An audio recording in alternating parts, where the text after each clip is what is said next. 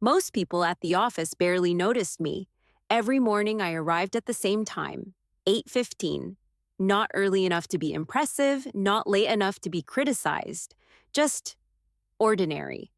I walked through the glass doors, nodded to the receptionist, and quietly made my way to the same desk I had been sitting at for the past 11 years.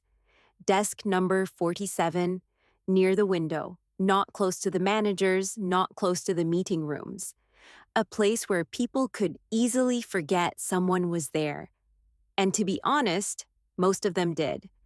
To the younger employees, I was simply the quiet old guy, the man who still used a notebook instead of a tablet, the one who printed documents instead of reviewing them on a screen, the one who listened more than he spoke during meetings. Sometimes I could hear the whispers. Does he even understand the new system? I think he's been here forever. Why hasn't he retired yet?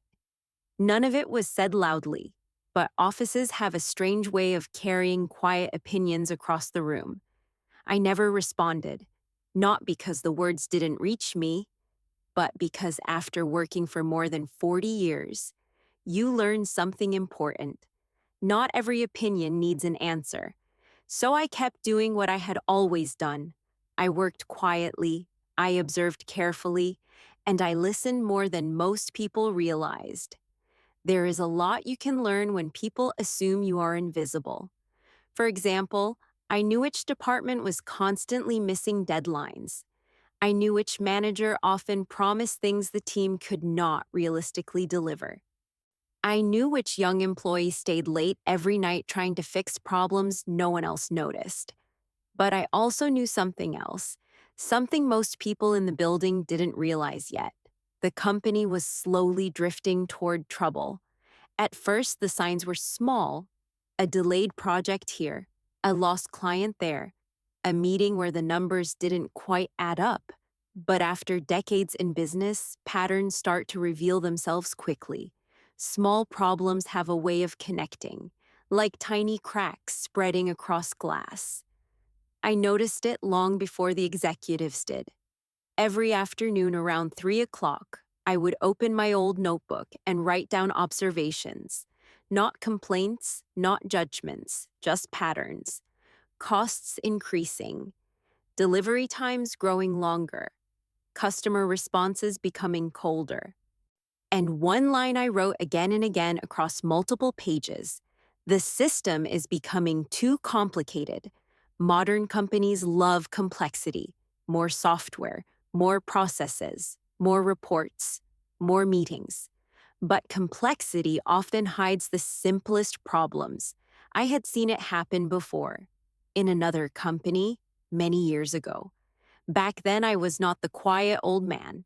I was the young employee sitting in the front row of meetings, full of ideas and energy. I spoke often, sometimes too often, and I learned something from those years. People listen more carefully when you speak less frequently. So this time, I stayed quiet. Weeks passed, then months. The tension in the office slowly grew. Managers began closing their doors more often. Emails were marked urgent more frequently, and meetings started appearing on calendars late in the evening. Something was clearly wrong now. Even the youngest employees could feel it.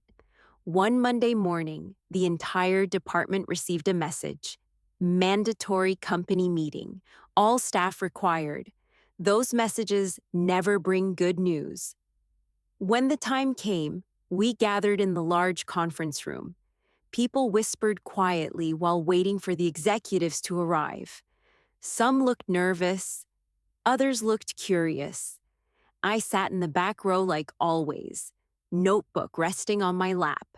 Then the CEO walked in. His face told us everything before he even spoke. The company was in serious trouble. A major client had pulled out. Several important projects were failing.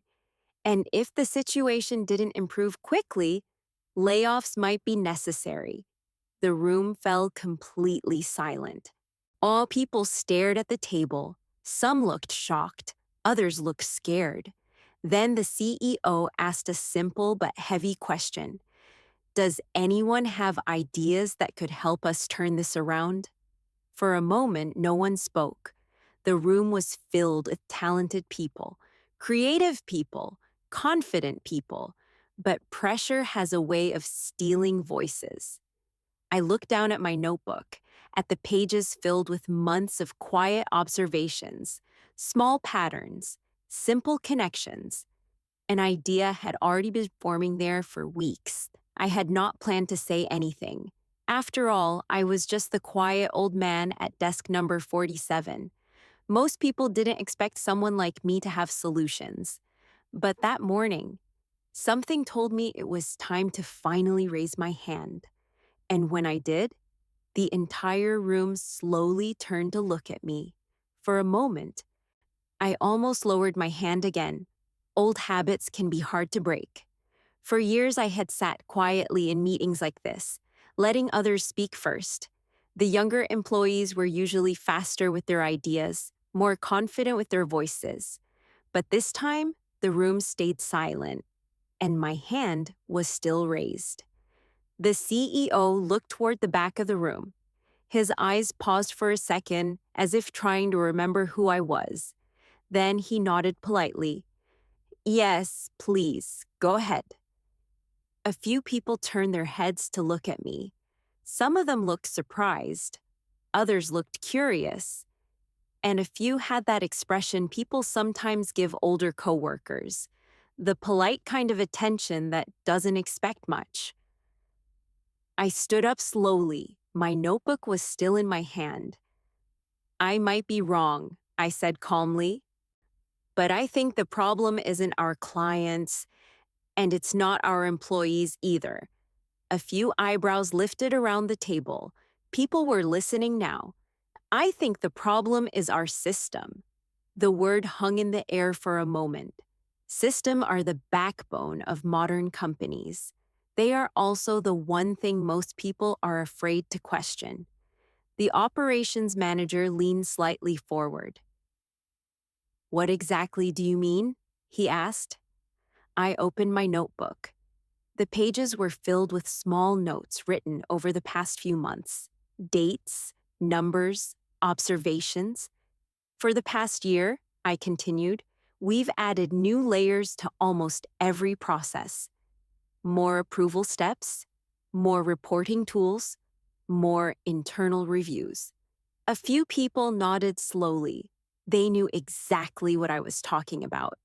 But each new step adds time, I said. And when enough time builds up, the entire system slows down. I flipped to another page. 3 years ago, our average project delivery time was 6 weeks. Today, it's almost 9 weeks. Someone near the front whispered quietly, "That's true." And clients notice delays, I added, even small ones. The CEO crossed his arms thoughtfully. So, what are you suggesting? This was the moment that mattered. Ideas are easy to mention. Solutions are harder. I took a small breath. Then I said something that made the room even quieter. I think we need to remove half of our processes. A few people shifted in their chairs. One manager even gave a small laugh. Not a rude one. Just the kind people make when something sounds unrealistic. But I continued calmly. Most of the steps we added were meant to prevent mistakes. But too many protections create slow systems. And slow systems lose clients. The marketing director leaned back in his chair. So you're saying we should simplify everything? Yes, I said. Radically. Another quiet murmur moved through the room. Radical changes make companies nervous. But I wasn't finished yet. I've worked in companies for more than 40 years, I said, and I've seen this exact pattern happen 3 times before. Each time, the problem wasn't the people. It was the system becoming too complicated for its own good. The CEO remained silent for a long moment. Then he asked one more question. If we simplified things, how fast could we recover? I looked down at the numbers I had been studying for weeks, and then I answered honestly.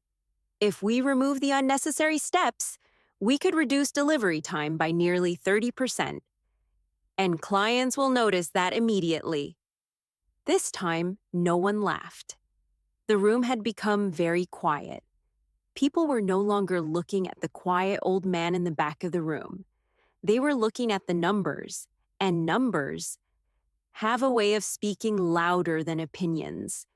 The CEO slowly walked toward the whiteboard at the front of the room. Then he turned back toward the group. For months, he said carefully, we've been trying to fix this problem by adding more control, but maybe we've been solving it in the wrong direction. His eyes moved across the room.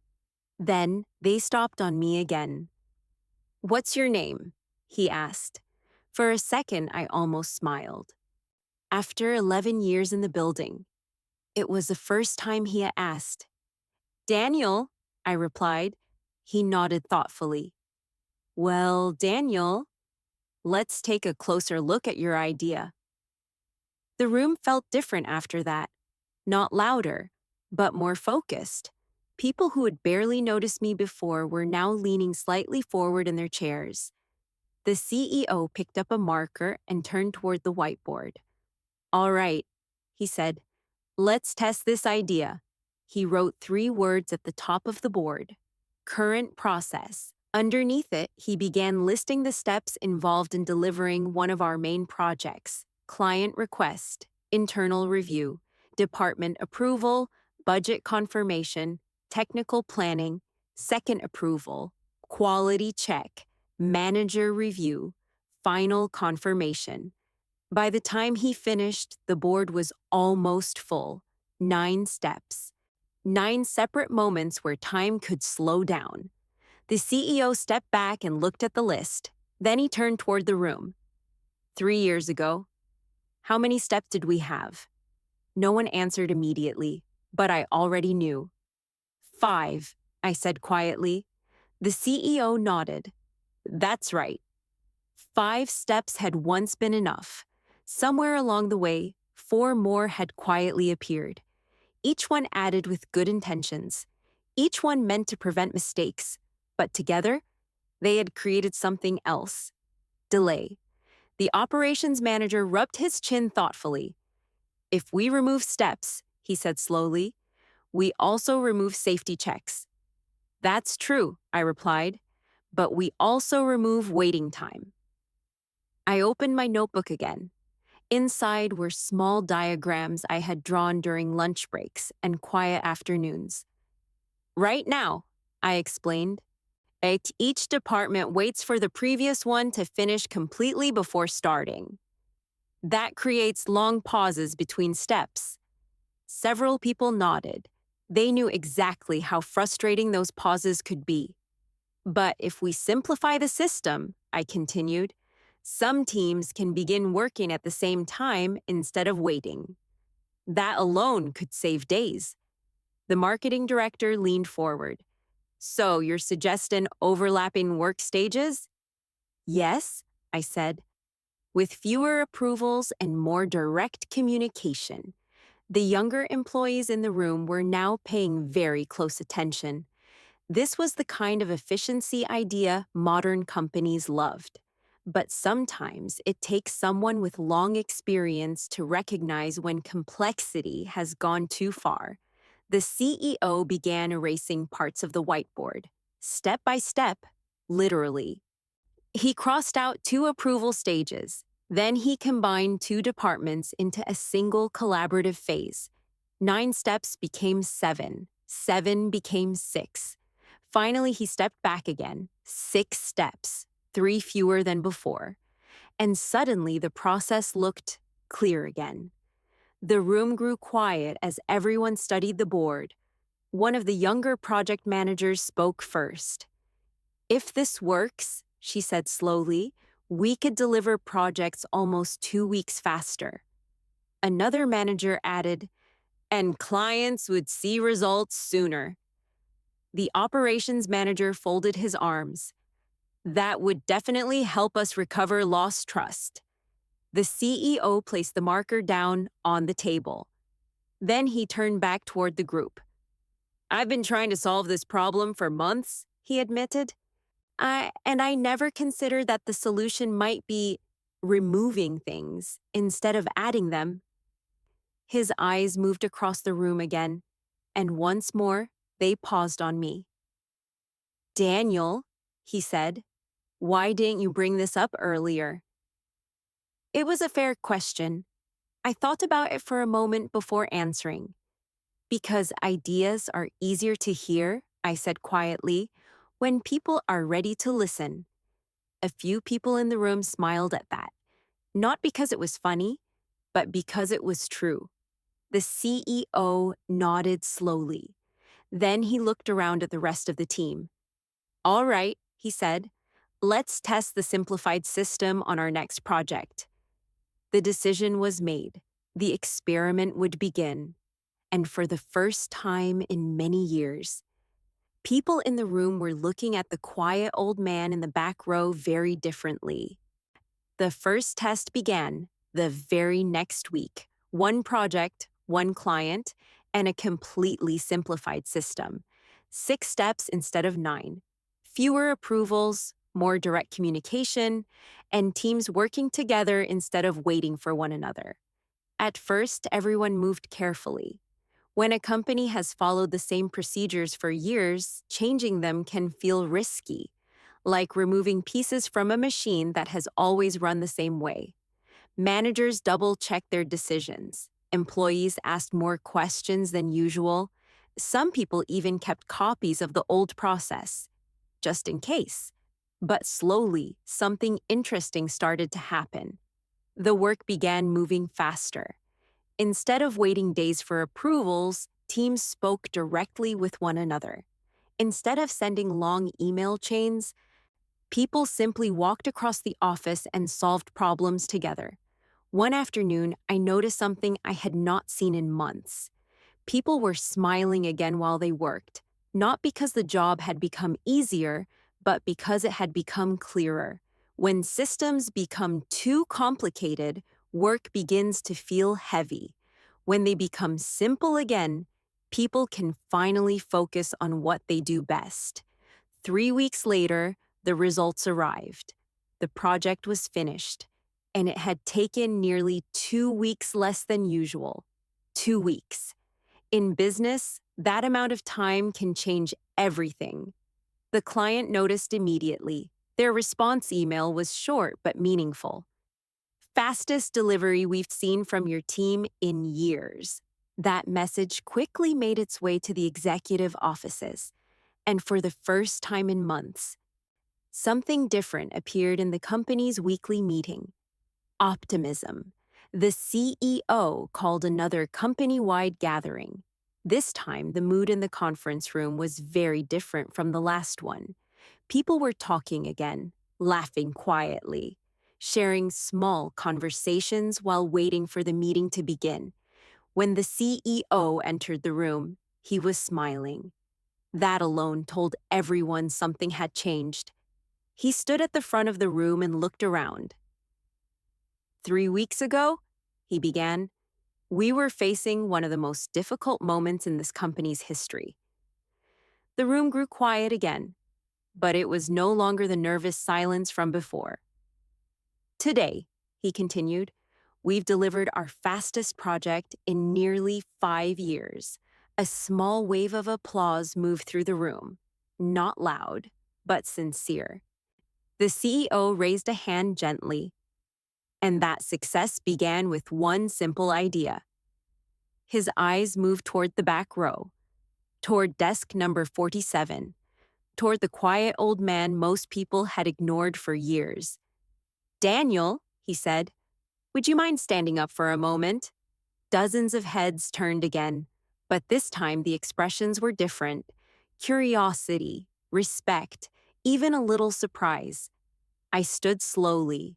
For years, I had been just another employee in the background, someone people assumed had nothing new to offer. But sometimes the quietest people in the room have been observing the longest. The CEO smiled slightly. Sometimes, he said to the group, the solution we're looking for has been sitting quietly in the room the whole time. The applause this time was louder. And in that moment, I realized something surprising.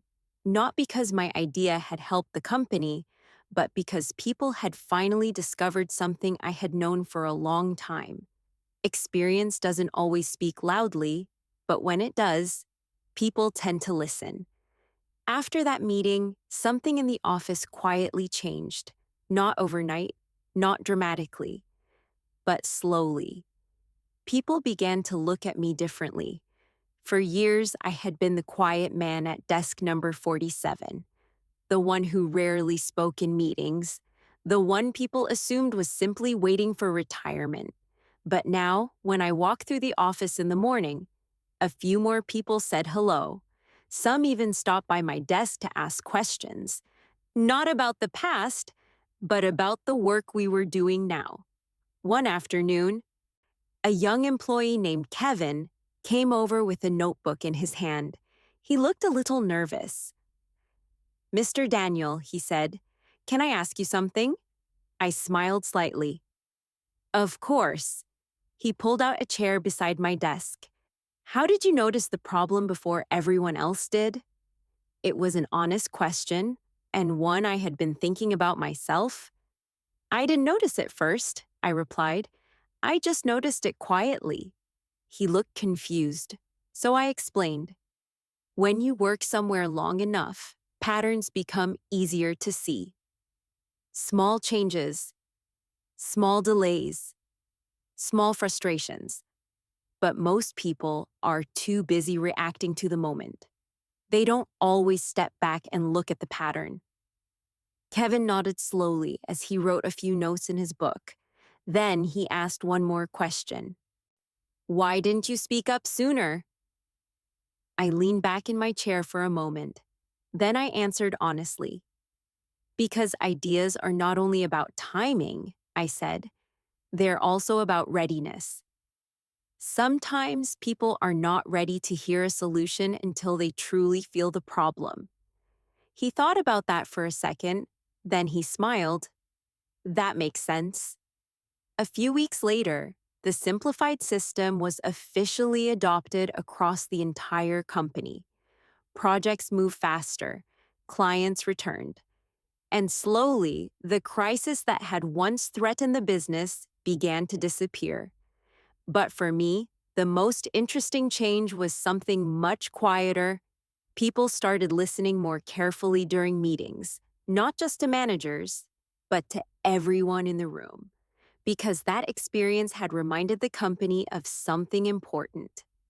Good ideas don't always come from the loudest voices. Sometimes they come from the quiet people who have been paying attention the longest. And maybe that's the real lesson of this story. Never underestimate someone simply because they speak less. Sometimes silence is not a lack of ideas. Sometimes it is years of observation waiting for the right moment. And if you've ever felt overlooked or underestimated, remember this. Your voice doesn't need to be the loudest to make a difference. Sometimes it just needs the right moment to be heard. If this story meant something to you, take a moment to like the video and share your thoughts in the comments. And if you enjoy calm, meaningful English stories like this, don't forget to subscribe to the channel so you won't miss the next one.